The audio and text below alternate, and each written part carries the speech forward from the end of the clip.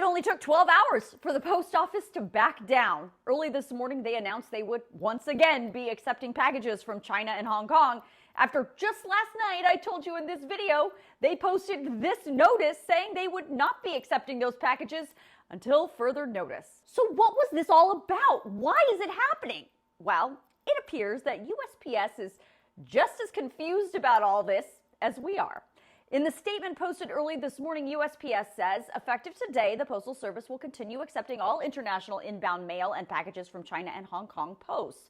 But here's the new part that they did not include last night. The USPS and Customs and Border Protection are working closely together to implement an efficient collection mechanism for the new China tariffs to ensure the least disruption to package delivery. So as I told you in that video last night, while the post office didn't explicitly say this new package refusal policy was coming from the new Trump 10% tariffs across the board on all Chinese goods, it was hard to miss the coincidence that the policy emerged on the exact same day that those tariffs took effect.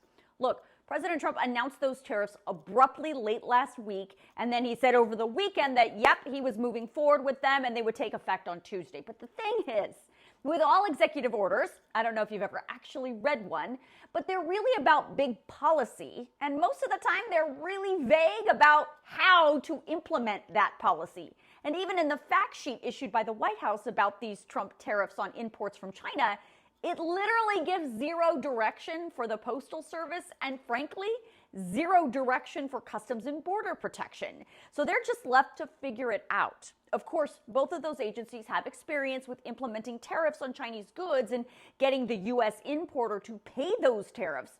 But the difference this time is this new order from President Trump is a 10% tariff across the board on all things coming into this country from China, with no exceptions. And nowadays, China has this booming e-commerce business in the United States, and lots of people order all kinds of things directly from China, from places like Shein and Temu and DHgate. So now the Postal Service and Customs and Border Protection are trying to figure out how they're going to collect those brand new, no exception, 10% tariffs on all things. That means whoever is importing the item is going to have to pay that 10%, whether that's the company in the U.S. that's distributing the product to you, or if you directly will have to pay it. That's something you're going to have to figure out.